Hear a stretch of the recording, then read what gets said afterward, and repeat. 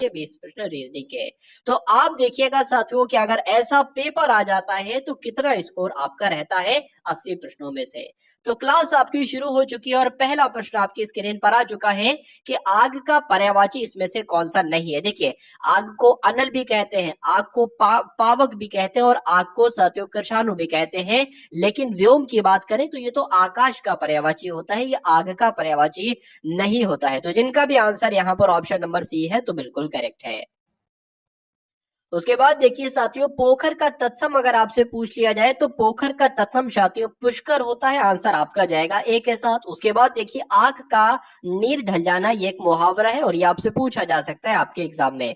तो निर्लज हो जाना मतलब साथियों एक तरीके से बेशर्म हो जाना, आंख का नीर ढल जाना कह सकते हैं, आंसर आपका जिनका भी यहाँ पर बी है तो बिल्कुल करेक्ट है। अंग टूटने का मतलब क्या होता है साथियों, अगर बात करें अंग अंग टूटना कोई कहता है तो इसका मतलब क्या, शरीर से अंग अलग हो जाना कहते हैं, नहीं। हड्डी टूटना कहते हैं, नहीं। शारीरिक विकास होना भी नहीं कहते हैं। थकावट से बदन में दर्द होना साथियों कह सकते हैं अंग अंग टूटना। तो जिनका भी आंसर यहाँ पर डी है तो बिल्कुल करेक्ट है। प्रतीक्षा शब्द में आपसे पूछा जा रहा है कि उपसर्ग क्या होगा। देखिए, यहाँ पर अगर बात करें इसकी संधि विच्छेद जब हम करते हैं तो प्रतिधन ईक्षा निकल कर आता है। तो उपसर्ग पूछा है साथियों, क्या निकल कर आएगा, अगर बात करें साथियों क्या निकल कर आएगा ये आप लोग बताइए। प्रति निकल कर आएगा। और प्रति कौन से ऑप्शन में साथियों, ऑप्शन नंबर बी में है। तो जिनका भी आंसर यहाँ पर है ऑप्शन नंबर बी तो बिल्कुल करेक्ट है। निम्नलिखित में से कौन सा शब्द प्रभावी का विलोम नहीं है। देखिए, प्रभावी का विलोम साथियों जो होता है वो अप्रभावी भी होगा, निष्प्रभावी भी होगा और प्रभाव शून्य भी होगा, लेकिन साथियों अप्रयुक्त नहीं होगा। क्यों? क्योंकि ये प्रयुक्त का विलोम है। तो जिनका भी आंसर यहाँ पर ऑप्शन नंबर सी है तो बिल्कुल करेक्ट है। उसके बाद देखिए, अगले नंबर का क्वेश्चन आपकी स्क्रीन पर है कि 10 जने की लाठी 1 जने का बोझ, ये एक लोकोक्ति है और इस लोकोक्ति का मतलब क्या होता है, मांग कर खाना नहीं, सबकी सेवा व्यर्थ करने वाला नहीं, दूसरों के भरोसे रहने वाला नहीं, सहयोग से काम आसानी से हो जाना, इसको कहा जाता है साथियों 10 जने की लाठी 1 जने का बोझ। तो जिनका आंसर यहाँ पर डी था तो बिल्कुल करेक्ट था। उसके बाद देखिए साथियों, थोड़ा नपा तुला भोजन करने वाले को क्या कहा जाता है।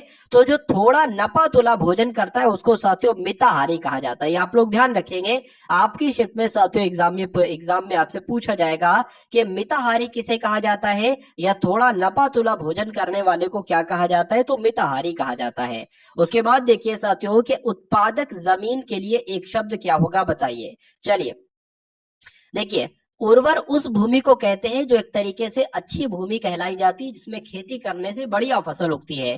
तो उत्पादक जमीन भी तो एक तरीके से वही होगी ना। तो उत्पादक जमीन को साथियों क्या कहा जा सकता है, उर्वरा कहा जा सकता है, आंसर आपका जाएगा ऑप्शन नंबर डी के साथ। उसके बाद देखिए कि विनय और व्यंग उपहास को व्यक्त करने के लिए किस विराम चिन्ह का प्रयोग किया जाता है। तो विनय और व्यंग उपहास को अगर व्यक्त करना हो साथियों तो वहां पर विस्मयादि बोधक चिन्ह का इस्तेमाल किया जाता है, आंसर आपका जाना चाहिए बी के साथ। उसके बाद देखिए साथियों, तत्सम से तद्भव बने सही शब्द योग में आपसे पूछा जा रहा है, बताने की कोशिश कीजिए। साथियों जो लेवल आपका एग्जाम आ रहा है ना, जिस लेवल का एग्जाम आ रहा है ठीक उस लेवल के हिंदी के क्वेश्चन आप लोग यहाँ पर देख पा रहे हैं। तो आप साथियों इन सभी प्रश्नों को अपने एग्जाम के लिए तैयार करेंगे तो मुझे ऐसा लगता है कि तैयारी में आपकी 4 चांद लग जाएंगे और साथियों सिलेक्शन आपका हो ही जाएगा, क्योंकि चारों विषयों का समावेशन एक तरीके से यहाँ पर लिया गया है, चारों विषयों का निचोड़ यहाँ पर एक तरीके से लिया गया है। बहुत ध्यान से देखिएगा साथियों इस प्रश्न को कि तत्सम से देखिए पहला शब्द होना चाहिए तत्सम और दूसरा शब्द होना चाहिए तद्भव। तो यहाँ पर अगर बात करें साथियों, पहला शब्द आपका घट जो है ना वो क्या है, वो एक तत्सम शब्द है और घड़ा क्या है, उसका तद्भव रूप होता है। तो आंसर आपका किस ऑप्शन के साथ जाएगा, ऑप्शन नंबर ए के साथ जाएगा। उसके बाद देखिए साथियों, अश्लील का विलोम आपसे पूछा जा रहा है। तो अश्लील का कभी विलोम आपसे पूछा जाए तो आपको बताना है साथियों श्लील, तो छोटा आ हटा देना है, वो उसका विलोम हो जाएगा। उसके बाद देखिए अगला प्रश्न है कि निम्नलिखित वाक्यों में से एक सही वाक्य है साथियों, वो आपको बताना है। देखिए, यहाँ गन्ने का ताजा रस बिकता है, ये सही होगा वाक्य, या यहाँ ताजे गन्ने का रस बिकता है। देखिए, ताजा गन्ना एक तरीके से नहीं होगा, ताजा गन्ना हमें मिल ही नहीं सकता, क्या पता साथियों वो 1 महीना पहले काटा गया हो, 2 महीना पहले काटा गया हो, तो ताजा गन्ना कैसे रहेगा, तो ये गलत हो जाएगा। हमेशा ताजा रस होता है, ताजा गन्ना नहीं होता है। ताजे गन्ने, यहाँ पर भी ताजा गन्ना आ गया, यहाँ पर ताजी गन्ना आ गया, तो ये भी गलत हो जाएगा। जाएगा। तो सही वाक्य की अगर बात करें, यहाँ गन्ने का ताजा रस बिकता है, आंसर आपका जाएगा ऑप्शन नंबर ए के साथ। और जिनका भी आंसर यहाँ पर ए था तो बिल्कुल करेक्ट था। बहुत बढ़िया, वेरी गुड क्लास। साथियों वीडियो को अगर आपने अभी तक लाइक ना किया हो तो वीडियो को लाइक कर दीजिए, और वीडियो को साथियों अगर प्यारे से कमेंट सेक्शन में अगर प्यारा से कमेंट ना किया हो तो तुरंत साथियों कमेंट पे करके भी बता देंगे कि क्लास आपको कैसी लग रही है। चलिए, वे अधिकारी शब्द जो दो शब्दों या वाक्यों या वाक्य के खंडों को जोड़ता है उनको क्या कहा जाता है? तो उनको तो साथियों समुच्चय बोधक शब्द कहा जाता है। ये आपके एग्जाम में साथियों ट्रेंड करेगा क्वेश्चन, इसलिए एग्जाम में आने से पहले इन क्वेश्चंस को देख कर जाइएगा आप लोग। उसके बाद देखिए कि निम्नलिखित में से अशुद्ध वर्तनी आपसे पूछी जा रही कौन सी। देखिए, उल्लंघन की बात करें, बचपन से अभी तक आपने बहुत बार इसको पढ़ा होगा, बहुत बार लिखा होगा। उल्लंघन ऐसा ही लिखा जाता है, मनोरथ भी ऐसे लिखा जाता है, और वत्सल भी कहीं ना कहीं ऐसे ही लिखा जाता है, लेकिन उज्जवल नहीं होता है, उज्जवल होता है। क्या होता है साथियों? उज्जवल होता है, उज्जवल नहीं होता है। तो आंसर जिनका सी है तो बिल्कुल करेक्ट है। चलिए, अब उसके बाद देखिए कि इसमें इनमें अनुग्रह शब्द का विलोम क्या होगा। तो अनुग्रह शब्द का साथियों विलोम क्या होता है? विग्रह होता है। आंसर आपका जाएगा ऑप्शन नंबर डी के साथ। उसके बाद देखिए, रचना की दृष्टि से क्रिया के भेद कितने होते हैं? तो क्रिया के भेद कितने होते हैं साथियों? दो होते हैं। सही जवाब आपका बी के साथ। किस शब्द की वर्तनी अशुद्ध है आपसे पूछा जा रहा है, बताइए। देखिए, ऋषि ऐसे ही लिखा जाता है, संध्या ऐसे लिखा जाता है, संस्कार ऐसे लिखा जाता है, लेकिन सन्यासी ऐसे नहीं लिखा जाता है। सन्यासी की अगर बात करें, या तो सन्यासी ऐसे लिखो या सन्यासी ऐसे लिखो साथियों, या सन्यासी कैसे लिखो, या सन्यासी इस प्रकार से लिखो। दो तरह से यहाँ पर लिखा जाता है सन्यासी, ठीक है ना। तो यहाँ पर अंक की बिंदी एक तरीके से नहीं लगी है, तो नहीं लगी है तो ये वाला आपका अशुद्ध वर्तनी वाला शब्द हो जाएगा, और अशुद्ध वर्तनी वाला शब्द होगा तो यही आपका सही जवाब होगा। उसके बाद देखिए, अधोलिखित में कौन सा तत्सम आपसे पूछा जा रहा है, बताइए। देखिए, अधोलिखित में कौन सा शब्द तत्सम नहीं है ये पूछा जा रहा है, ठीक है। तो बताने की कोशिश कीजिए क्या होगा इसका राइट आंसर, बताइए। तो ऑप्शन नंबर ए की बात करें, तस्कर, ये भी आपका एक तत्सम शब्द है। उसके अलावा ध्यान भी एक तत्सम शब्द है, बोध भी आपका एक तत्सम शब्द है। लेकिन हाथ की बात करें तो हाथ आपका साथियों तत्सम शब्द नहीं है, ये तद्भव शब्द है। मैं आपको बता देता हूं साथियों कि जिन शब्दों का हम इस्तेमाल अपनी रोजमर्रा की लाइफ में करते हैं, जिन भी शब्दों का बहुत इस्तेमाल करते हैं, वो आपके तद्भव शब्द होते हैं। और जिन शब्दों का इस्तेमाल हम बहुत कम करते हैं या बिल्कुल ना के बराबर करते हैं, वो आपके साथियों तत्सम शब्द होते हैं। तो तस्कर हम कहाँ बोलते हैं? कभी कभी कदार बोल देते हैं। ध्यान भी बहुत कम ही बोलते हैं लेकिन बहुत कम बोलते हैं। बोध भी बहुत कम बोलते हैं, लेकिन हाँ, हाथ हम बोलते रहते हैं, तो बोलते रहते हैं। तो ये आपका एक तद्भव शब्द हो जाएगा। और पूछा भी यही गया था कि अधोलिखित में से, यानी कि इनमें से कौन सा शब्द तत्सम नहीं है? तो डी वाला नहीं है। उसके बाद देखिए, जिसकी भुजाएं घुटनों तक लंबी हो, उसके लिए अगर आपसे एग्जाम में पूछा जाए कि एक शब्द क्या होगा, तो अजानुबाहु साथियों आपका राइट आंसर होना चाहिए। और जिनका आंसर यहाँ पर ए तो बिल्कुल करेक्ट भाई, बहुत बढ़िया, वेरी गुड क्लास। तो ये 20 क्वेश्चन आपने देखे साथियों हिंदी के। अब 20 क्वेश्चन आप लोग देख लीजिए फटाफट साथियों, सामान्य ज्ञान के, या आपके एग्जाम में साथियों आपको दिखने को मिलेंगे। पुलित्जर पुरस्कार की अगर बात करें तो किस क्षेत्र से संबंधित है? तो पा से होता है पुलित्जर, और पा से होता है पत्रकारिता। तो पुलित्जर पुरस्कार साथियों पत्रकारिता के क्षेत्र में दिया जाता है। उसके बाद देखिए, वस्तु एवं सेवा कर कब से लागू किया गया? तो ये 1 जुलाई 2017 से लागू किया गया। आंसर आपका बी के साथ। उसके बाद देखिए, Twitter social media networking website की स्थापना साथियों कब की गई? तो इसकी स्थापना, ट्विटर की स्थापना साथियों 2006 में की गई थी। आपको मालूम होना चाहिए, आप लोग ध्यान रखेंगे। इंदिरा गांधी ए लाइफ इन नेचर, ये एक पुस्तक है, और इस पुस्तक के साथियों लेखक कौन है? तो जयराम रमेश की अगर बात करें तो इनकी ये पुस्तक है इंदिरा गांधी ए लाइफ इन नेचर। पुस्तक किसकी है? जयराम रमेश की है। उसके बाद देखिए साथियों, जल संरक्षण के लिए क्या करना चाहिए? तो जल संरक्षण के लिए साथियों नदियों पर बांध बनाने चाहिए, बिल्कुल। जल के दुरुपयोग को रोकना चाहिए, बिल्कुल। वर्षा का जल का संचय करना चाहिए, बिल्कुल। तो इन सभी को लागू करना चाहिए, ये आपका बिल्कुल सही हो जाता है। और जिनका आंसर यहाँ पर डी तो बिल्कुल करेक्ट है। चलिए, विश्व पर्यावरण दिवस की अगर बात करें तो ये कब मनाया जाता है? 5 जून को साथियों विश्व पर्यावरण दिवस मनाया जाता है। अब उसके बाद देखिए कि स्त्रियों की दशा में सुधार ना होने तक विश्व के कल्याण का कोई मार्ग नहीं, यानी कि कहा गया है कि अगर स्त्रियों की कंडीशन में इंप्रूवमेंट नहीं होगा, दशा में सुधार नहीं होगा, तो ये समझ लीजिए विश्व का कल्याण भी नहीं हो सकता, विश्व के कल्याण का कोई मार्ग नहीं होगा। तो कुल मिला के ये कथन साथियों किसका है, ये बात किसने कही थी? तो स्वामी विवेकानंद जी ने कही थी ये बात। इसलिए जिनका भी आंसर यहाँ पर ऑप्शन नंबर बी हो जाता है तो बिल्कुल करेक्ट हो जाता है। उसके बाद देखिए किस अभिलेख में रुद्रदामन प्रथम की विभिन्न उपलब्धियों का वर्णन किया गया है? तो किसकी बात चल रही है साथियों? जूनागढ़ की बात चल रही है। आप लोग ध्यान रखेंगे, जूनागढ़ अभिलेख में रुद्रदामन प्रथम की विभिन्न उपलब्धियों का वर्णन किया गया है। प्राचीन नगर तक्षशिला निम्नलिखित में से किन के बीच स्थित था, बताइए? तो सिंधु और झेलम के बीच स्थित था तक्षशिला। उसके बाद देखिए साथियों, मौर्य काल में शिक्षा का सर्वाधिक प्रसिद्ध केंद्र साथियों कौन सा था? तो ये साथियों तक्षशिला इसका राइट आंसर होगा, यानी कि मौर्य काल में शिक्षा का जो सबसे प्रसिद्ध केंद्र था साथियों वो तक्षशिला था, ये आप लोग ध्यान रखेंगे। चलिए उसके बाद देखिए मुद्रा राक्षस नाम की एक पुस्तक, ये बहुत आपसे एग्जाम में पूछी जाती है, तो इसके लेखक कौन है? इसके लेखक साथियों विशाख दत्त हैं, आपको मालूम होना चाहिए, आंसर आपका जाएगा ए के साथ। अब उसके बाद देखिए महात्मा बुद्ध का महापरिनिर्वाण साथियों कहां पर हुआ, बताइए? देखिए आप लोग ध्यान रखेंगे कहां पर हुआ, तो कुशीनगर में। मैं आपको यहाँ पर एक बात बताना चाहता हूँ, आप लोग ध्यान से साथियों सुनिएगा। अगर जब हम मैथ, रीजनिंग और हिंदी की बात करते हैं तो इसमें तो हर सेक्शन में आप साथियों 20 में से 18 19 या 20 भी कर सकते हो, लेकिन सामान्य ज्ञान की जब हम बात करते हैं, सामान्य ज्ञान में आपको मैक्सिमम अगर स्कोर करना है, अगर आप चाहते हैं कि ज्यादा से ज्यादा साथियों आपका सामान्य ज्ञान में स्कोर हो, तो आपको साथियों किस पर पकड़ बनानी है? आपको सिंपल टू मॉडरेट क्वेश्चन पर पकड़ बनानी है। अगर सामान्य ज्ञान में आप जितनी आसान सी चीजें हैं उनको कर लेते हो और जितनी मॉडरेट सी चीजें उनको कर लेते हो, क्योंकि एग्जाम की अगर जीके सेक्शन की जब हम बात करते हैं तो हार्ड लेवल का अगर एग्जामिनर क्वेश्चन डालता है ना, तो बहुत कम बच्चे कर पाते, ना के बराबर बच्चे कर पाते हैं। तो एग्जाम की अगर बात करें, आप अगर साथियों जितने क्वेश्चन आपको आते हैं वो आप ठीक कर देते हो और जितने क्वेश्चन नहीं आते हैं उनको गलत नहीं करते हो एक तरीके से, तो सिलेक्शन के चांस आपके बहुत बढ़ जाते हैं। तो सामान्य ज्ञान के लिए मैं यही कहूंगा कि सिंपल क्वेश्चन पर आप अपनी पकड़ बनाइए और मॉडरेट क्वेश्चन पर आप अपनी पकड़ बनाइए, आपका एग्जाम निकल जाएगा। और सामान्य ज्ञान के मैंने यहाँ पर सिंपल टू मॉडरेट क्वेश्चन ही लिए हैं, ठीक है ना? चलिए तो यहाँ पर अगर बात करें साथियों गुलाम वंश के प्रथम शासक की अगर बात करें, क्या होगा साथियों इस प्रश्न का सही जवाब? तो कुतुबुद्दीन ऐबक अगर साथियों आपका राइट आंसर है तो बिल्कुल करेक्ट है। चलिए उसके बाद देखिए साथियों अगले नंबर का प्रश्न आपके स्क्रीन पर है कि राष्ट्रीय कांग्रेस से पूर्व सबसे प्रमुख संस्था कौन सी थी? तो ईस्ट इंडिया एसोसिएशन थी साथियों, राष्ट्रीय कांग्रेस से पहले सबसे प्रमुख संस्था, ये आपसे पूछा जा सकता है।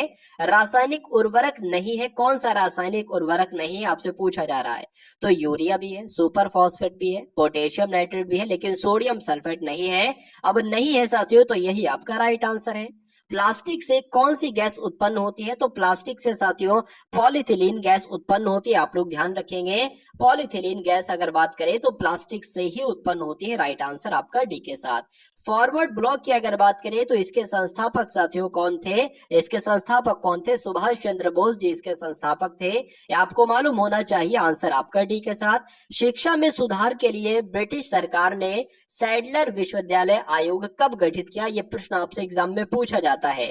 तो कब साथियों इसका गठन किया गया? 1917 में शिक्षा में सुधार के लिए ब्रिटिश सरकार के द्वारा सैडलर विश्वविद्यालय आयोग गठित किया गया 1917 में। राजीव गांधी राष्ट्रीय युवा विकास संस्थान ये किस राज्य में है साथियों? तो ये तमिलनाडु में है, आंसर आपका जाएगा ऑप्शन नंबर ए के साथ, ये आप लोग ध्यान रखेंगे। उसके बाद देखिए भारत का निम्नलिखित में से कौन सा प्राकृतिक बंदरगाह नहीं है?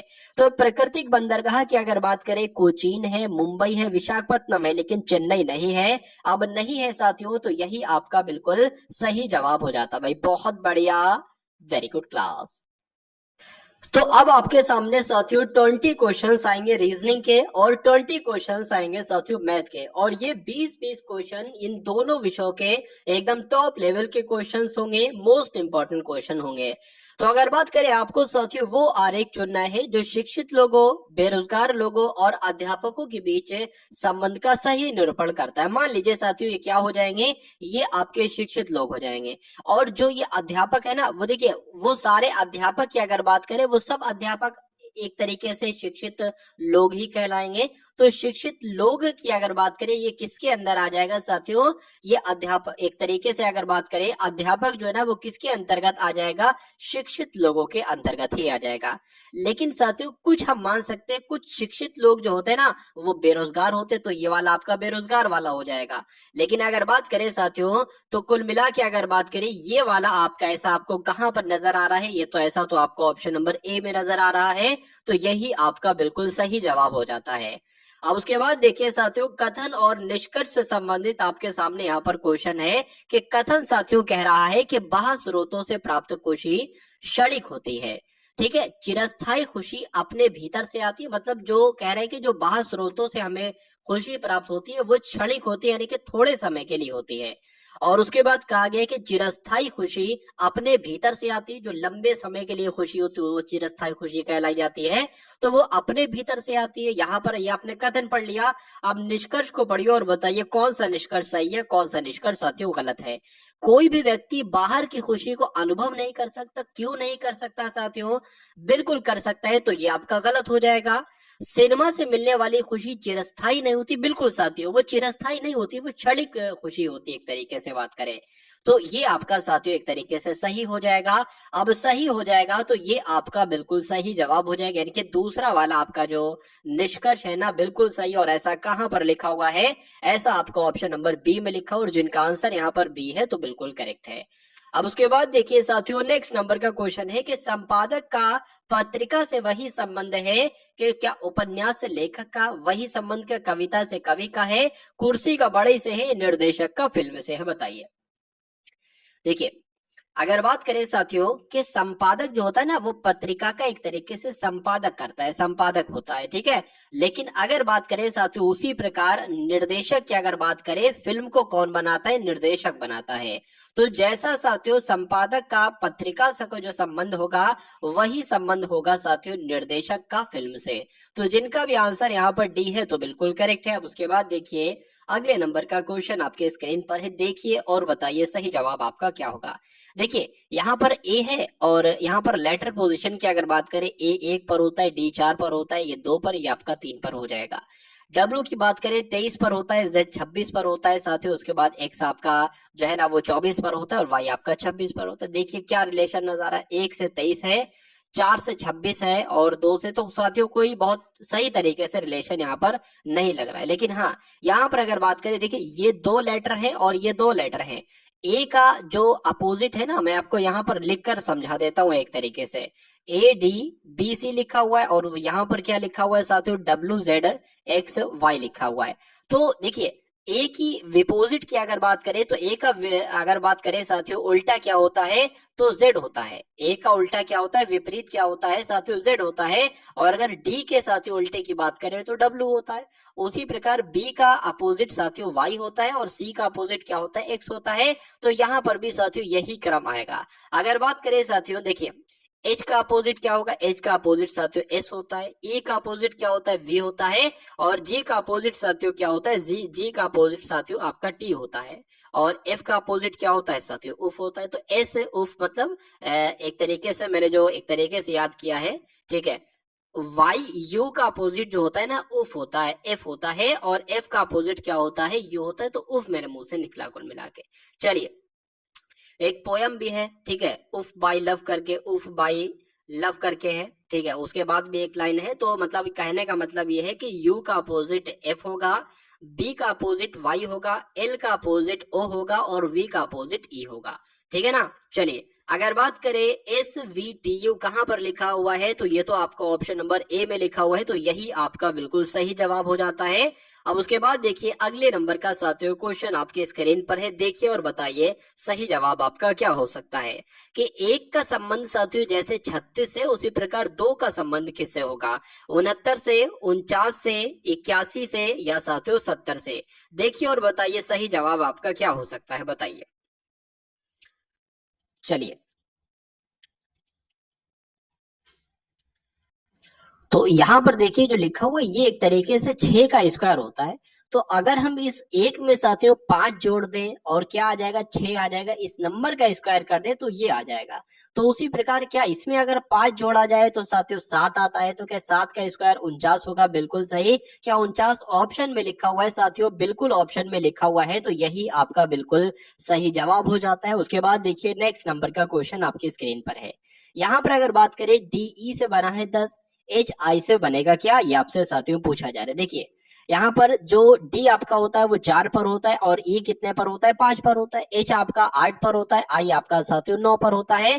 तो अगर गुणा कराएंगे तो 4 पंजे 20 हो जाएगा, ये 10 लिखा हुआ है। और 8 नेम आपका 72 हो जाएगा, 72 कहीं नहीं लिखा हुआ। तो ऐसा हो सकता है देखिए 4 पंजे 20 होता है ना, उसका आधा यहाँ पर लिखा गया है। उसी प्रकार 8 नेम आपका 72 होता है और 72 की अगर बात करें आधा क्या होता है साथियों? 36 होता है। तो 36 ऑप्शन में है, बिल्कुल है साथियों ऑप्शन नंबर सी में, और यही आपका बिल्कुल सही जवाब हो जाता भाई। बहुत बढ़िया, वेरी गुड क्लास। अब उसके बाद देखिए साथियों स्कूल के बच्चे यहाँ पर है। देखिए ये आपके जो है ना, ये स्कूल के बच्चे हो जाएंगे ए। और अगर बात करते हैं यहाँ पर ये कलाकार जो है ना, ये बी है, सी है, डी नहीं है क्योंकि डी आपका स्कूल का बच्चा है। ये भी है वैसे स्कूल का बच्चा और ये भी है।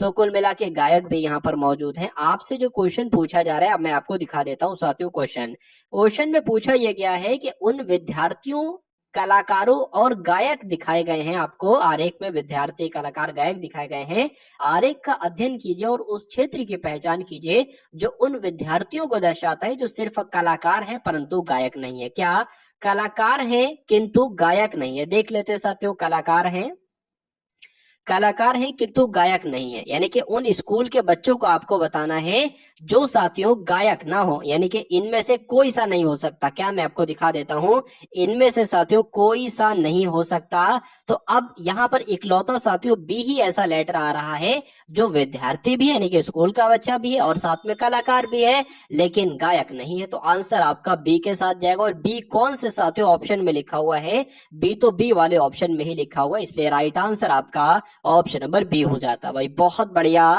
Very good class. अब उसके बाद देखिए नेक्स्ट नंबर का क्वेश्चन आपके स्क्रीन पर है। एक साथियों देखिए एसएससी जीडी में इस टाइप का भी क्वेश्चन आएगा और आ रहा है, ठीक है। तो जो साथियों क्वेश्चन मैं आपके लिए ला रहा हूं, जिस टाइप के एसएससी जीडी में क्वेश्चंस आपके पूछे जा रहे हैं उस टाइप के साथियों मैं आपके लिए यहाँ पर क्वेश्चंस ला रहा हूं। राजू एक लड़का है, राजू उत्तर पश्चिम में। सबसे पहले मैं आपको डायरेक्शन की नॉलेज थोड़ी सी दे देता हूं। मान लीजिए एग्जाम हॉल है और एग्जाम हॉल में यहाँ पर आप बैठे हैं, तो ये दिशा क्या कहलाएगी साथियों? उत्तर की दिशा कहलाएगी। ये दिशा अगर बात करें तो पूर्व की दिशा कहलाएगी और ये दिशा साथियों पश्चिम की दिशा कहलाएगी और ये दिशा साथियों दक्षिण की दिशा कहलाएगी। इतना आपको मालूम होना चाहिए। अगर बात करें साथियों आपका ये वाला हाथ जो होगा ना, ये हमेशा साथियों दायां हाथ कहलाएगा, यानी कि जो सीधा हाथ होगा ना साथियों वही आपका दायां हाथ कहलाया जाता है। और जो आपका साथियों बायां हाथ होता है ना, बायां हाथ, वो आपका उल्टा हाथ कहलाया जाता है। तो जितने पॉइंट मैंने आपको यहाँ पर बतलाए हैं उतने पॉइंट आपको मालूम होना चाहिए इस प्रश्न को अगर आप करना चाहते हैं। चलिए अब अगर बात करें एक और चीज मैं आपको बता दूं, मान लीजिए साथियों ये घड़ी है, ये घड़ी की सुइयां हैं। घड़ियों की जो सुइयां चलती है ना, वो किस क्रम में चलती है, कैसे चलती है? वो दक्षिणावर्त चलती है साथियों। क्या अगर मैं आपसे कहूं कोई चीज दक्षिणावर्त चलाना है तो जैसे घड़ी की सुइयां चलती है ऐसे करके, यहां से यहाँ, यहाँ से यहाँ, यहाँ से यहाँ, यहाँ से यहाँ, ये दक्षिणावर्त क्रम है। लेकिन अगर मैं कहूं साथियों आपसे वामावर्त, तो वामावर्त का मतलब होता है घड़ी के अपोजिट, यानी कि घड़ी चलती है ऐसे करके। आप अगर ऐसे चला रहे हो किसी चीज को तो वो वामावर्त कहलाएगी। तो ये 2-4 बातें जो मैंने आपको बताई है वो आपको मालूम होना चाहिए। अब देखिए प्रश्न की तरफ और समझिए इस प्रश्न का सही जवाब क्या होगा।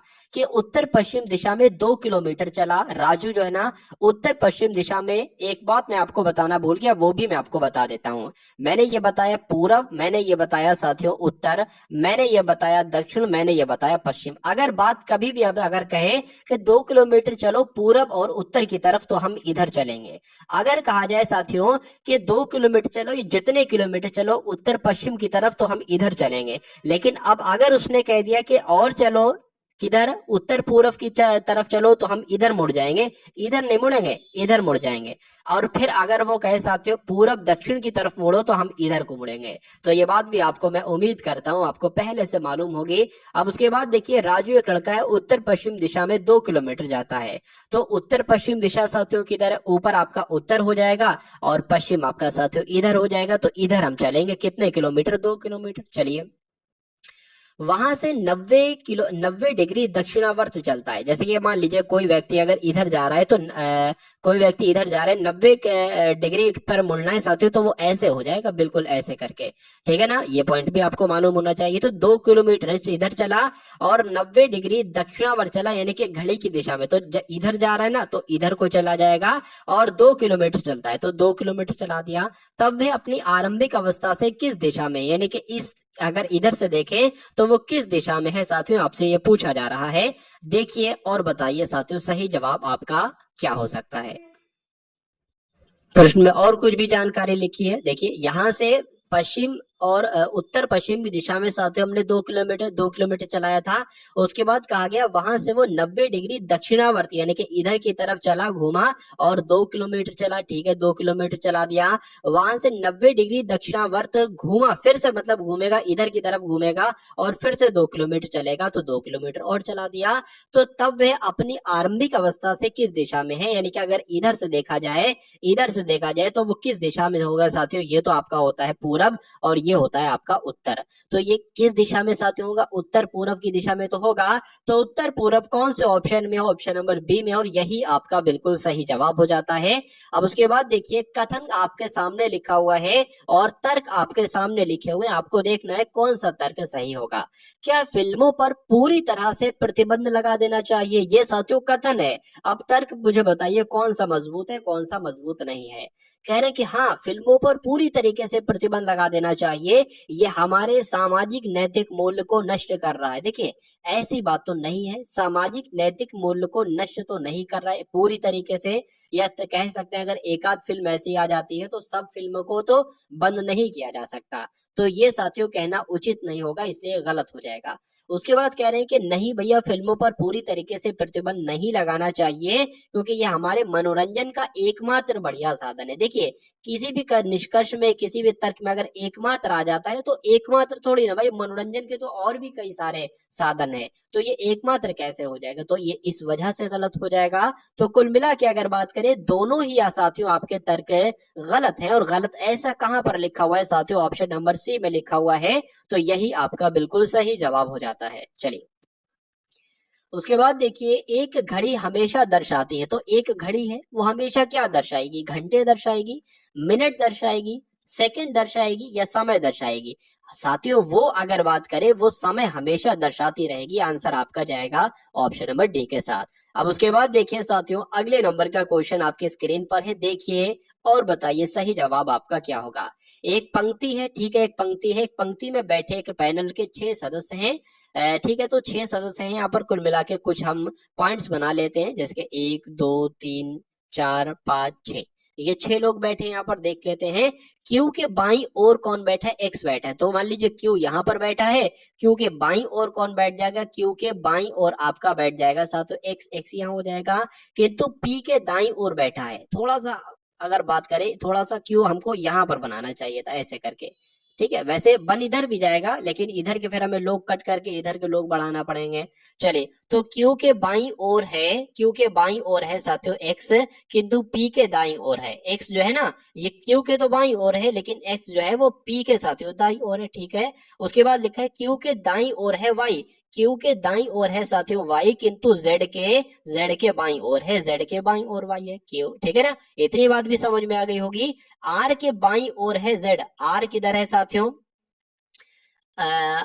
अब देखिए यहाँ पर क्या करेंगे, यहाँ पर हमें एक व्यक्ति की जरूरत हो रही है। यहाँ पर हमें बनाना है आर को, कि आर के बाई ओर है जेड, तो हम इधर वाला व्यक्ति कट कर देंगे। अब पूरी आपके साथियों जो पंक्ति बनेगी वो ऐसे बनेगी। अब हम ये देख लेते हैं कि प्रश्न में हमसे पूछा क्या गया था कि छोरों पर कौन से सदस्य बैठे हैं, तो एक तो छोर आपका ये है और एक छोर आपका ये है, तो साथियों छोरों पर तो पी आर बैठे हैं और पी आर क्या कहीं ऑप्शन में है, तो बिल्कुल है साथियों ऑप्शन नंबर सी में, और यही आपका बिल्कुल सही जवाब हो जाता भाई। बहुत बढ़िया, वेरी गुड क्लास।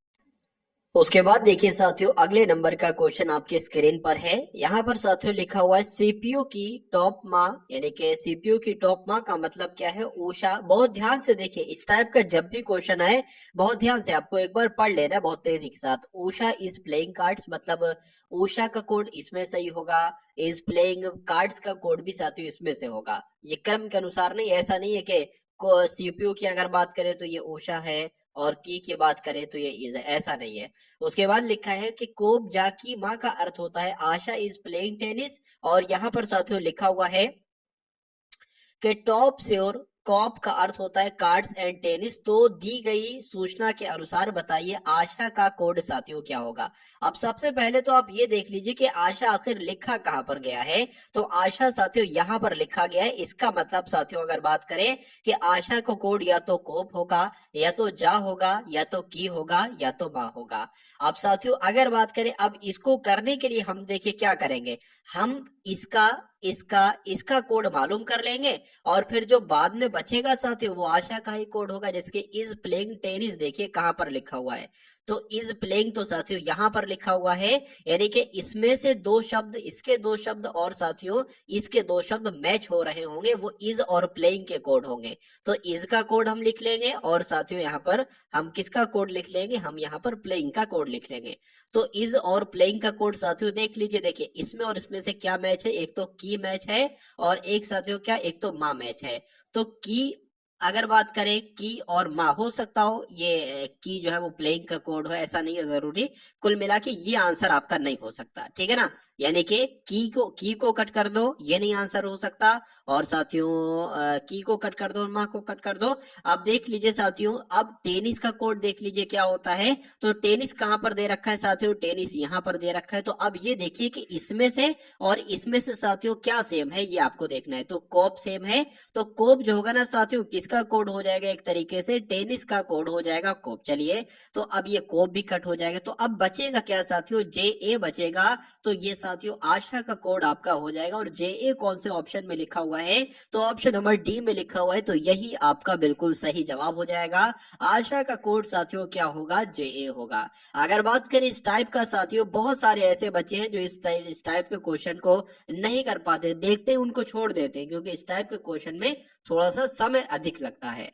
चलिए अब उसके बाद देखिए साथियों, यहाँ पर आपको कुछ लेटर्स दिख रहे होंगे, इसमें से आपको बताना है इसमें से कौन सा ऐसा ऑप्शन है साथियों जो इन लेटर से नहीं बन सकता है। चलिए इसको देखती है साथियों, ये बन सकता है या ये नहीं बन सकता। ENTREA, तो EN साथियों ये हो गया, N ये हो गया, टी आपका किधर गया, टी ये हो गया, उसके बाद R ये हो गया, उसके बाद फिर E कहाँ पर है, ये तो एक तो हो गया, दूसरा ई कहां पर, दूसरा ई तो मुझे नजर नहीं आ रहा है, तो कह सकते हैं साथियों ये वाला नहीं बन सकता है, तो यही आपका राइट आंसर हो जाएगा। उसके बाद एक बार इसको भी देख लेते हैं साथियों, TRI है, तो टी ये हो गया, RI ये हो गया, आई ये हो गया, उसके बाद क्या है, ANGL है, तो ए आपका साथियों ये हो गया, एन आपका ये हो गया, एल ये हो गया, और ई कहां पर है, ई भी साथियों ये है, तो ये वाला बन जाएगा, और ये वाला भी बन जाना चाहिए, ये वाला बन जाना चाहिए। तो कुल मिला के ये लेटर्स नहीं है साथियों, ये नहीं बन पा रहा है, शब्द तो नहीं बन पा रहा है, तो यही आपका सही जवाब हो जाता है। अब उसके बाद देखिए ये भी साथियों वैसा ही प्रश्न है, यहाँ पर आपको देखना है कौन सा नहीं बन पा रहा है। देखिए अगर बात करें REP, यहाँ पर है R भी है, उसके बाद E भी है, और उसके बाद कहीं P भी है। चलिए उसके बाद लिखा है RESRE है, सर कहीं नहीं है, देखते हैं R भी है, उसके बाद E भी है, और उसके अलावा साथियों S कहाँ पर है, जल्दी ढूंढो S कहाँ पर है। एस साथियों मुझे यहाँ पर नहीं नजर आ रहा है, तो नहीं नजर आ रहा है तो ये वाला नहीं बन पाएगा। एक बार इसको भी कंफर्म कर लेते हैं, तो REPR, तो आर आपका ये हो गया, आर किधर गया, आर आपका ये हो गया, RE ये हो गया, उसके बाद P ये हो गया, और आर साथियों ये हो गया, ओ ए भी हो गया, ओ भी हो गया साथियों, और आपका ए भी हो गया, और CH कहाँ पर है, C ये है, और H आपका ये है, तो ये वाला भी बन जाएगा, और ये वाला भी बन जाना चाहिए, ये वाला भी बन जाना चाहिए। ए वाला साथियों नहीं बन रहा है, नहीं बन रहा है, तो यही आपका बिल्कुल सही जवाब हो जाता है। अब उसके बाद देखिए साथियों, नेक्स्ट नंबर का क्वेश्चन आपकी स्क्रीन पर आ चुका है। देखिए और बताइए क्या इसका राइट आंसर होगा। तो एफ की पोजीशन की बात करें 6 पर, जी साथियों 7 पर, एच 8 पर और टी 20 पर। चलिए ओ की बात करें 15 पर साथियों, पी 16 पर, क्यू 17 पर आता है और आर 18 पर आता है। उसी प्रकार अगर बात करें बी 2 पर, सी 3 पर, डी 4 पर और ई 5 पर। अब देखिए कितना कितना कैसे कैसे क्या क्या बढ़ रहा है। चलिए तो यहाँ पर अगर बात करें, देखिए ये 6 से 15 हुआ है, देखिए जरा कितना बड़ा है, 9 बड़ा है। और ये 7 से साथियों 16 हुआ है, कितना बड़ा है, यहाँ पर भी 9 ही बड़ा है। और यहाँ पर कितना बड़ा है साथियों, यहाँ पर भी 9 बड़ा है। तो कुल मिला के 9 9 9 9 सामने बढ़ रहा है। तो 9 मिलाएंगे 11 हो जाएगा। ये आपका कितना हो जाएगा साथियों, 9 मिलाएंगे 12 हो जाएगा। और 11 पर होता है साथियों के, और 12 पर होता है एल। तो के एल यहाँ पर भी लिखा है, यहाँ पर भी लिखा हुआ है। इसमें भी 11 जोड़ दो, क्योंकि इसमें और इसमें तो सेम है, कोई फायदा नहीं होगा। इसमें जब 11 जोड़ोगे साथियों तो 14 आ जाएगा, और 14 पर एन होता है। तो कौन सा वाला जाएगा, एन वाला जाएगा, जो कि ऑप्शन नंबर बी में, और यही आपका बिल्कुल सही जवाब हो जाता है। अब उसके बाद देखिए अगले नंबर का क्वेश्चन है कि 17 का संबंध साथियों 60 से है, तो 20 का संबंध किससे होगा बताइए। 20 का संबंध किससे होगा, क्या होगा इस क्वेश्चन का राइट आंसर बताइए। देखिए 17 तिया कितने होते हैं, 17 की अगर गुणा 3 से करेंगे तो 17 तिया 51 हो जाते हैं। लेकिन 51 को 60 बनाने के लिए इसमें हमें 9 प्लस करना होगा। तो अगर बात करें इसका 3 से गुणा करेंगे तो साथियों 60 होते हैं। अगर इसमें 9 मिलाएंगे तो कितना आता है साथियों, 69 आता है। क्या 69 कहीं ऑप्शन में है? अगर है तो यही आपका सही जवाब हो जाता है, और बिल्कुल है साथियों ऑप्शन नंबर बी में, और यही आपका बिल्कुल सही जवाब है। चलिए अब उसके बाद देखिए, मछली की अगर बात करें, मछली का संबंध साथियों शल्क से यहाँ पर बताया गया है। तो भालू का संबंध किससे होगा? देखिए मछली के जो एक तरीके से जो आवरण होता है, मछली के जो ऊपर की एक तरीके से होती है, उसको शल्क कहा जाता है। तो भालू के ऊपर की एक तरीके से जो खाल होती है उसको क्या कहा जाता है? उसको साथियों लोमचर्म कहा जाता है। तो कहा जाता है, तो यही आपका बिल्कुल सही जवाब हो जाता है। अब उसके बाद देखिए साथियों अगला प्रश्न है कि लेखक का संबंध कलम से है, तो कलाकार का संबंध किससे होगा? जाहिर सी बात है, जैसे लेखक का संबंध कलम से है उसी प्रकार साथियों कलाकार का संबंध किससे होगा? कैनवस से होगा। इसलिए राइट आंसर आपका जो जाएगा वो ऑप्शन नंबर सी के साथ जाएगा। उसके बाद देखिए अगले नंबर का साथियों क्वेश्चन आपकी स्क्रीन पर है। NUMERAL का संबंध, मतलब इसको UEALRMN लिखा जा सकता है। तो ALGBRA को क्या लिखा जा सकता है? देखिए इसको पढ़कर मुझे ये समझ में आया कि यहाँ पर जो लेटर्स आए हैं ना, वही सेम लेटर्स साथियों यहाँ पर आए हैं। तो देखते हैं रूल क्या लगा है यहाँ पर, ये एक बार यहाँ पर हम लोग देख लेते हैं। देखिए अगर हम लोग बात करें, देखिए एन आपका जो है, एन आपका जो है, मैं आपको यहाँ पर देखिए पहले, अच्छा कि यू जो है ना, यू यहाँ पर साथी दूसरे नंबर पर आया है। तो जो इसमें दूसरे नंबर पर है वो सबसे पहले नंबर पर आया है। इसका मतलब यहाँ पर जो दूसरे नंबर पर है वो सबसे पहले नंबर पर आएगा। ठीक है, अब ई को देखिए, ई कौन से नंबर पर? 1 2 3 4, 4 नंबर पर। तो इसमें जो चौथे नंबर पर और दूसरे नंबर पर आएगा 1 2 3 4, यानी कि ई आएगा। तो देखिए साथियों एल ई कहाँ पर लिखा हुआ है? एक तो यहाँ पर लिखा हुआ, एक यहाँ पर लिखा हुआ है। ये भी सेम है, ये भी सेम है, ये यहाँ पर अलग है। तो अब ये देख लीजिए साथियों 1 2 3 4 5, पांचवा क्या कह रहा है? तो पांचवा क्या कह रहा है? 1 2 3 4 5, यानी कि आर की अगर बात करें तो आर मतलब जहां से उठाया गया पांचवें नंबर का जो लेटर है उसकी पोजीशन वही है। तो पांचवें नंबर की जो पोजीशन है वो वही है, यानी कि बी आना चाहिए। ठीक है ना? तो बी साथियों कौन से ऑप्शन में है? ऑप्शन नंबर डी वाले में है। तो यही आपका साथियों बिल्कुल सही जवाब हो जाएगा।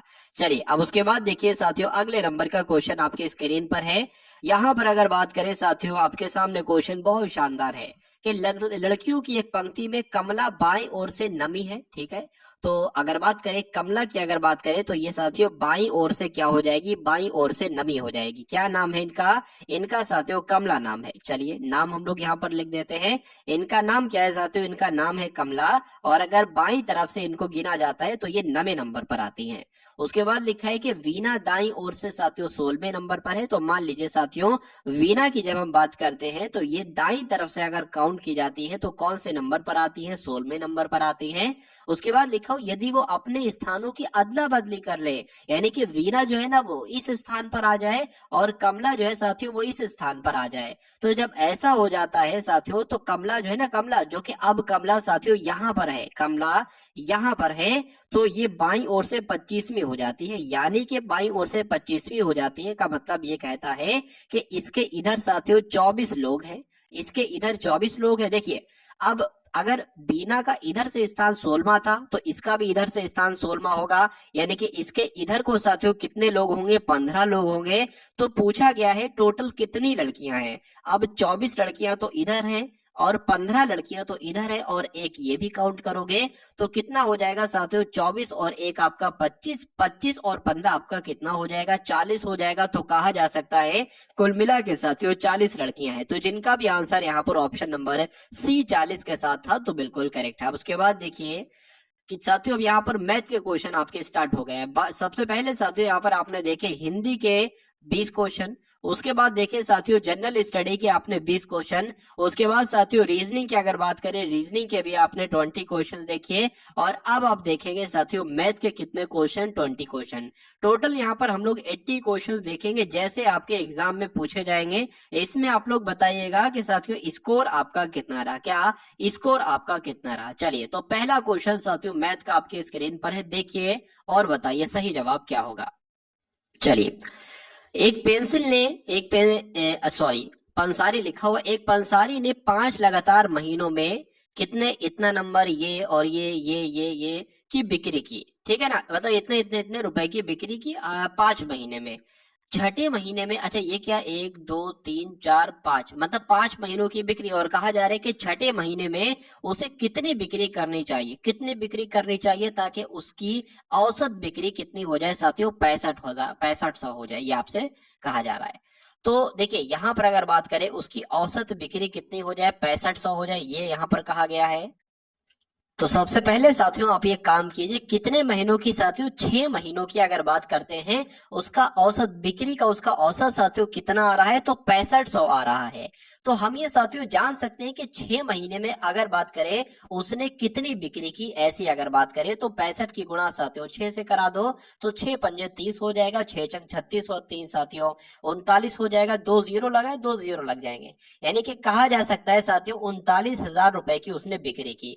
अब एक काम ये करो कि उसने 5 महीनों की टोटल बिक्री कितने की, तो 5 महीने की टोटल बिक्री का योग साथियों ये आ जाएगा और 6 महीने की टोटल बिक्री का योग ये आ जाएगा।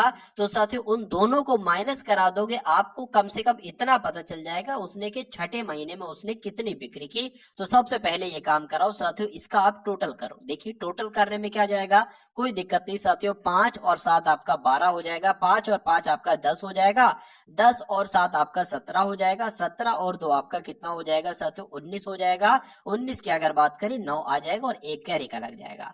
6 और 1 7 हो जाएगा, 7 और 3 आपका 10 हो जाएगा, 10 और 5 साथियों 15 हो जाएगा, 15 2 17 हो जाएगा, 17 और ये 20 हो जाएगा, 20 का साथियों 0 लगेगा, 2 हासिल का लग जाएगा।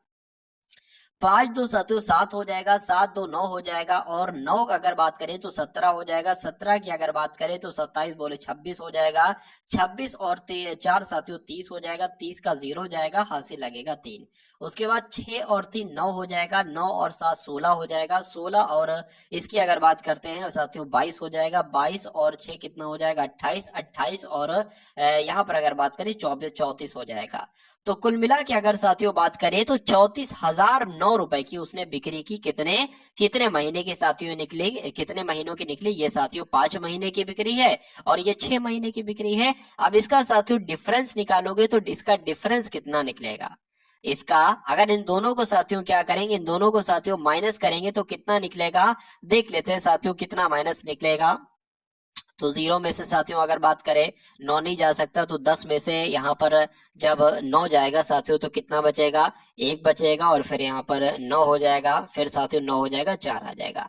यानी कि साथियों कितनी अगर बात करें तो उसने छठे महीने में 4991 रुपए की बिक्री की थी, और यही आपका साथियों राइट आंसर भी हो जाएगा। तो जिनका आंसर यहाँ पर ऑप्शन नंबर ए है तो बिल्कुल करेक्ट है। अब उसके बाद देखिए, एक त्रिभुज के 3 कोणों का संभावित मान क्या होगा, ये आपसे पूछा जा रहा है, बताइए। चलिए तो देखिए और बताइए क्या राइट आंसर होता है। देखिए एक बात आपको मालूम होना चाहिए कि त्रिभुज के तीनों कोणों का योग कितना होता है। तो त्रिभुज के तीनों कोणों का योग साथियों 180 डिग्री होता है। अब यहाँ पर जिसका योग साथियों 180 डिग्री आ रहा है वो देखते हैं साथियों क्या राइट आंसर आपका हो सकता है या नहीं हो सकता है। देखिए जब अगर बात करें साथियों इसको जोड़ोगे तो 5 और 2 आपका कितना हो जाएगा, ठीक है ना। 5 और 2 आपका 7, 7 और 3 आपका 10 हो जाएगा। देख लेते हैं यहाँ पर 2, 2 और 6, 6, 6 और ये आपका 9 हो जाएगा। तो यहाँ पर तो 9 आ रहा है, 8 आना चाहिए, तो कुल मिला के ये नहीं हो पाएगा। इसको सॉल्व करते हैं साथियों, ये 11 हो जाएगा, और ये भी साथियों नहीं हो सकता। इसकी बात करें ये भी नहीं हो सकता। इसकी बात करें हाँ ये हो जाएगा, 6 और 7 आपका 13 हो जाएगा, 13 और 5 आपका 18 हो जाएगा, यानी कि 180 डिग्री इनका योग आ रहा है। तो आंसर आपका साथियों जो जाएगा वो ऑप्शन नंबर डी के साथ जाएगा। उसके बाद देखिए कि 50 लड़कों की एक कक्षा में 30 लड़कों की औसत लंबाई 160 सेंटीमीटर है।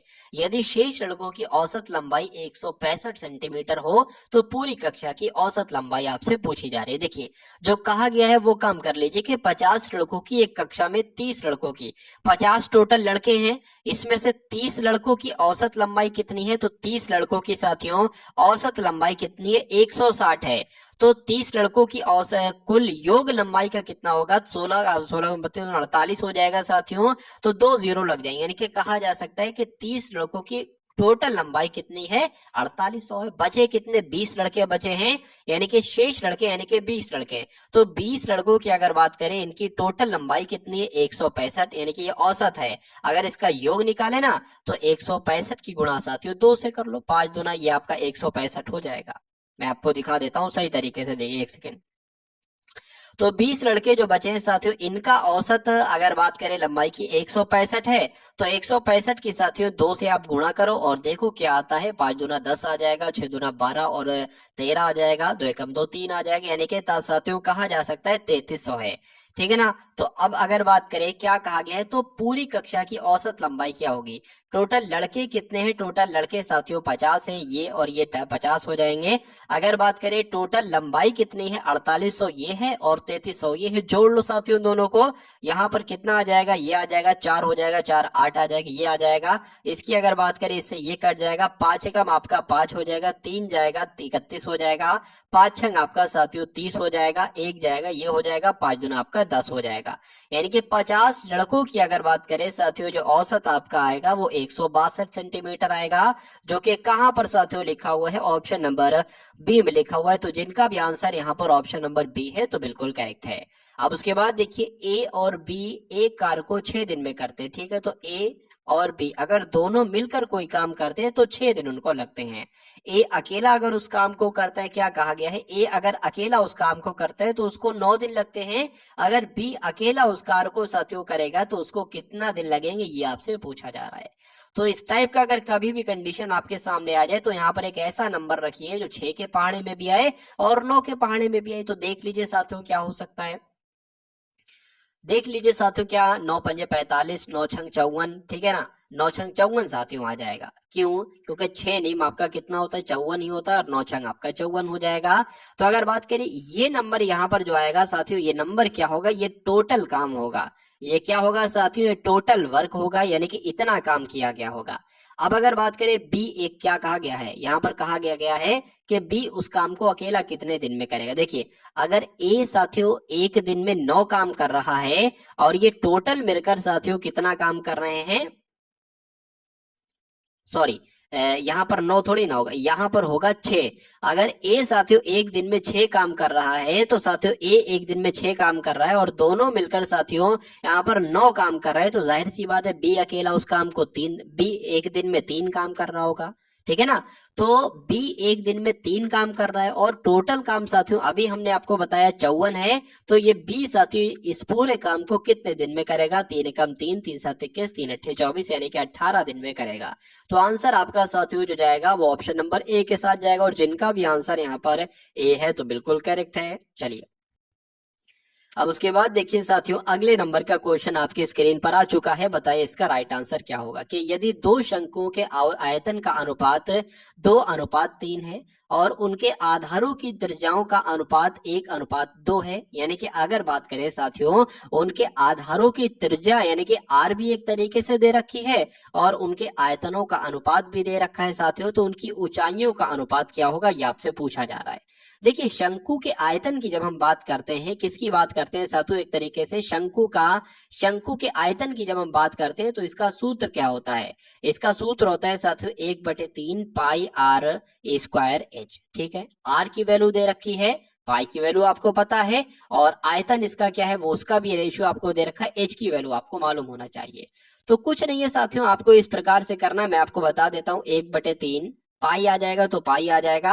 आर की अगर बात करें तो पहली त्रिज्या साथियों क्या है? पहली त्रिज्या आपकी 1 है तो यहाँ पर 1 का एक तरीके से स्क्वायर हो जाएगा। और एच की अगर बात करें, यही एच तो आपको निकालना है, ऊंचाई ही तो आपको निकालना है। उसके बाद अगर बात करें फिर से आपका ये अब दूसरा वाला आ जाएगा, पाई आ जाएगा। और दूसरे आर की क्या दे रखी है साथियों? दूसरा आर आपका क्या दे रखा है? 2 यानी कि 2 का स्क्वायर एच। और इन दोनों के आयतनों का अनुपात, ये एक तरीके से आयतन हो तो हुआ, ये भी आयतन हुआ, और इन दोनों के आयतनों का अनुपात 2:3 है यानी कि 2/3 आ जाएगा यहाँ पर।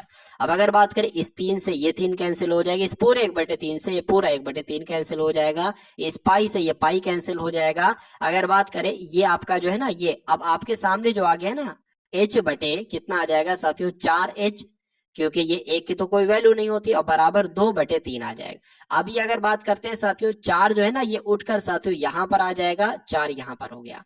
अब अगर बात करें h1 और h2 की अगर बात, देखिए ऊंचाइयों का अनुपात पूछा जा रहा है तो ऊंचाइयों ही का अनुपात है साथियों ये, तो ऊपर 8 आ जाएगा नीचे 3 आ जाएगा, यानी कि कहा जा सकता है साथियों 8:3 आपका राइट आंसर हो जाएगा, जो कि कौन से ऑप्शन में है साथियों? ऑप्शन नंबर सी में है, और यही आपका बिल्कुल सही जवाब हो जाता भाई। बहुत बढ़िया, वेरी गुड क्लास। चलिए अब उसके बाद देखिए कि 50 मीटर लंबी एक गाड़ी 100 मीटर लंबे प्लेटफॉर्म को 10 सेकंड में पार कर सकती है, गाड़ी की गति क्या है?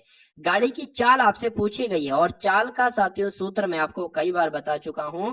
चाल का सूत्र क्या होता है साथियों? दूरी बटे समय होता है। चलिए क्या होता है? दूरी बटे समय होता है। अच्छा समय तो यहाँ पर दे रखा है 10 सेकंड है, दूरी आपको निकालना है। चलिए तो दूरी की अगर बात करें कभी भी साथियों कि ट्रेन की लंबाई आ जाए कि 50 मीटर लंबी गाड़ी है, ठीक है भैया 50 मीटर लंबी गाड़ी है और 100 मीटर लंबा प्लेटफॉर्म है, तो दूरी जो आएगी ना यहाँ पर, दूरी बराबर साथियों जो होगी, दूरी की वैल्यू जो होगी ना वो प्लेटफॉर्म की लंबाई प्लस ट्रेन की लंबाई होगी एक तरीके से, तो वही दूरी कहलाएगी इस सवाल में। तो प्लेटफॉर्म गाड़ी कितनी लंबी है, ट्रेन कितनी लंबी है? 50, और साथियों 100 मीटर प्लेटफॉर्म है, 100 मीटर का प्लेटफॉर्म है, तो ये आ जाएगा।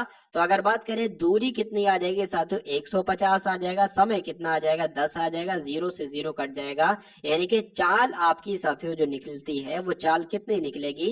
15 मीटर प्रति सेकंड निकलेगी। तो 15 मीटर प्रति सेकंड साथियों कहां पर है, कौन से ऑप्शन में है? ऑप्शन नंबर ए में है, तो यही आपका बिल्कुल सही जवाब हो जाता है। अब उसके बाद देखिए अगले नंबर का साथियों क्वेश्चन आपके स्क्रीन पर है, देखिए और बताइए सही जवाब आपका क्या होगा। चलिए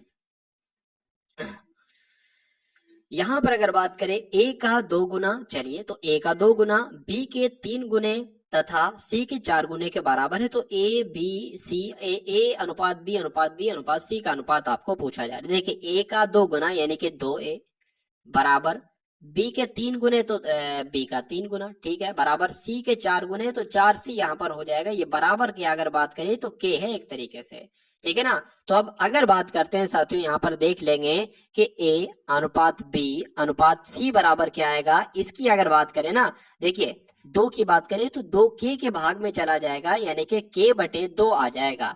और अगर बात करें यहाँ पर साथियों क्या आ जाएगा? k/3 आ जाएगा, क्योंकि ये 3 भी साथियों इसके भाग में जाएगा, 4 भी जाएगा, और अनुपात अगर बात करें k/, यहाँ पर भी 4 हो जाएगा। अब ऊपर ऊपर ऊपर समान है, इसको इसको ये से कैंसिल हो जाएगा और यहाँ पर क्या बचेगा साथियों, एक तरीके से 1/2, 1/3 और 1/4 बचेगा। अब कभी भी आपके सामने ऐसी कंडीशन हो 1/ कोई नंबर लिखा हो फिर ये, और उसको एक रेशियो में आपको निकालना, उसको एक अनुपात में आपको निकालना हो, तो बहुत आसान तरीका है, मैं आपको बता देता हूँ, ठीक है ना। और यही एक तरीके से A का अनुपात, B का अनुपात, C का अनुपात है, इसको ध्यान रख लीजिए। अब इसको मैं डिलीट कर रहा हूँ और दोबारा से यहाँ पर अच्छे से लिख रहा हूँ। 2 3 4 है, 2 3 4 है, चलिए 2 3 4 है, 1/2, 2 3 4 है, चलिए ठीक है। अब इसका सबसे पहले आप क्या निकालेंगे साथियों, लासा निकाल लेंगे एक तरीके से 2 3 4 का। चलिए निकाल लेते हैं साथियों। अगर बात करें 2 एकम 2 हो जाएगा, 3 आ जाएगा, 2 दूना 4 हो जाएगा, 2 से कटेगा और उसके बाद 3 से कट जाएगा, यानी कि 3 दूना 6, 6 दूना 12 हो जाएगा। तो साथियों 12 किससे गुणा करेंगे, 12 किससे गुणा करेंगे, 12 किससे गुणा करेंगे, 2 एकम 2, 2 छंग आपका 12 हो जाएगा, यानी कि यहाँ पर 6 आ जाएगा। 3 एकम 3, 3 चौक आपका 12 आ जाएगा, तो यहाँ पर 4 आ जाएगा, और 4 3 12, यानी कि यहाँ पर कितना आ जाएगा, 3 आ जाएगा। तो कुल मिला के साथियों A का और B का और C का जो अनुपात निकलता है वो 6:4:3 निकलता है। तो ऐसा कौन से ऑप्शन में लिखा हुआ है, ऐसा ऑप्शन नंबर D में लिखा हुआ है, तो यही आपका बिल्कुल सही जवाब हो जाता है। अब उसके बाद देखिए साथियों, अगले नंबर का क्वेश्चन आपके स्क्रीन पर है, देखिए और बताइए सही जवाब आपका क्या होगा। 5 वर्ष पहले A, B, C, D की औसत आयु साथियों कितनी थी, 45 वर्ष थी। अब उनमें ए को सम्मिलित करने पर पांचों की औसत आयु साथियों कितनी हो जाती है, 49 वर्ष हो जाती है। तो ए की साथियों आयु क्या होगी, ये आपसे पूछा जा रहा है। देखिए 5 वर्ष पहले की यहाँ पर बात की गई, यानी कि A, B, C यानी कि 4 लोगों की साथियों एक तरीके से औसत आयु कितनी थी, 45 थी। तो कहा जा सकता है कि चारों की साथियों औसत 45 दूना 90 हो जाएगा, और 90 90 साथियों 180 हो जाएगा। और अगर बात करें ये जो आई है ना साथियों, ये कितने तय की आई है, इसमें अगर हमें वर्तमान की उम्र चाहिए हो ना, A, B, C, D की औसत योग हमें अगर चाहिए हो वर्तमान समय का, तो 4 लोग हैं, चारों की साथियों 5-5, क्योंकि 5 वर्ष पहली है तो 5 इसमें ऐड होना चाहिए, 5 इसमें, 5 इसमें और 5 इसमें। तो कुल मिला के अगर इसमें 20 हम ऐड कर देंगे साथियों, तो ये कितनी आ जाएगी, 200 योग आ जाएगी, 200 आ जाएगी आयु। तो कहा जा सकता है कि 4 लोगों की वर्तमान समय में आयु का योग जो है साथियों वो 200 है। चलिए उसके बाद कहा गया कि अब उसमें अगर ई को सम्मिलित कर लिया जाता है, यानी कि 4 की जगह 5 लोग अगर हो जाते हैं, तो पांचों की औसत आयु कितनी हो जाती है, 49 हो जाती है। तो इसकी अगर बात करें, इसका योग निकालने की कोशिश करें तो कितना निकलेगा, 9 पंजे साथियों 45 हो जाएंगे, 5 चौक 20, 24 हो जाएंगे, यानी कि 245 साथियों हो जाएगी। चलिए तो अब अगर बात करें 4 लोगों की आयु का योग 200 है, 5 लोगों की आयु का योग 245 है, तो जो इसमें अभी ऐड हुआ है, यानी कि ई जो ऐड हुआ है उसकी आयु कितनी होगी साथियों, 45 होगी, क्योंकि ये 245 है, ये 200 है, तो डिफरेंस साथियों 45 है। तो ई की आयु क्या होगी, 45, जो कि आपका ऑप्शन नंबर सी में है भाई। बहुत बढ़िया, वेरी गुड क्लास। अब उसके बाद देखिए साथियों कि एक थैले में 3 प्रकार के सिक्के हैं, 1 रुपए के, 50 पैसे के, 25 पैसे के सिक्के भरे हुए हैं, जो कि साथियों कितने के अनुपात में, 3 के, 8 के, 20 के। यानी कि जो 1 रुपए का सिक्का है अगर वो 3 है तो 50 पैसे के सिक्के 8 होंगे और 25 पैसे के सिक्के 20 होंगे, और उनको अगर पूरा जोड़ते हैं ना साथियों, वो 372 रुपए जाकर बैठते हैं। तो कुल सिक्कों की संख्या कितनी है। चलिए तो कोई दिक्कत नहीं है साथियों, देख लेते हैं इस टाइप के सवाल को कैसे करेंगे। देखिए 3x, 8x और 20x में है, ठीक है ना। पहली बात आपको साथियों समझ में आ गई होगी। अब अगर बात करते हैं साथियों, ये हमने अनुपात लिख लिया ना, ये अपने सही तरीके से एक तरीके से यहाँ पर अनुपात लिख लेते हैं। कितना है साथियों, यहाँ पर अगर बात करें 3x है, 8x है और 20x है। अगर बात करें यहाँ पर 1 रुपया लिखा है ना, तो 1 रुपए में 1 रुपए के साथियों कितने भाग होंगे, एक तरीके से 1 ही होंगे, तो इसके नीचे 1 आ जाएगा। 1 रुपए में 50 पैसे के कितने भाग होंगे, 2 भाग होंगे, यानी कि 1/2 आना चाहिए, तो 1/2 ही तो एक तरीके से आ गया। एक यहाँ पर लिखा हुआ, उसकी कोई वैल्यू नहीं होती, लिखो या ना लिखो कुल मिला के, ठीक है। उसके बाद लिखा हुआ 25 पैसे के सिक्के कितने होंगे, तो 25 पैसे के 4 सिक्के होंगे, तो ये 1/4 यहाँ पर आ जाएगा।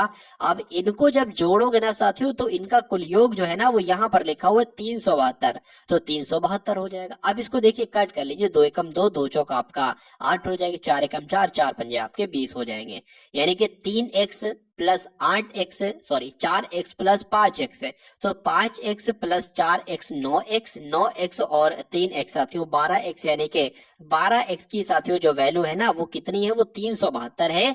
तो एक x की साथियों वैल्यू कितनी हो जाएगी, 372 बटे 12 हो जाएगी। अब इसको कट कर लीजिए साथियों, 12 3 आपका 36, 12 एकम 12, यानी कि x की वैल्यू जो निकली साथियों वो 31 निकली। अब पूछा क्या गया था, सिक्कों की कुल संख्या कितनी है, तो कुल मिला के अगर बात करें 3 है, 8 है, 20 है। इसको अगर टोटल करेंगे ना तो 20 और 8 आपका 28 और 3 आपका 31 हो जाएगा, यानी कि 31x का मान आपसे पूछा जा रहा है। क्या पूछा जा रहा है, 31x का मान आपसे पूछा जा रहा है और एक x का मान भी 31 है।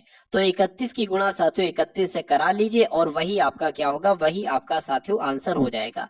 तो 31 की गुणा 31 से करा लेते हैं तो साथियों ये आ जाता है 3 एकम 3, 3 3 9 और 1 और साथियों 6 और 6, तो क्या 961 साथियों आपका आंसर होगा। तो बिल्कुल आपका आंसर ऑप्शन नंबर बी के साथ जाएगा।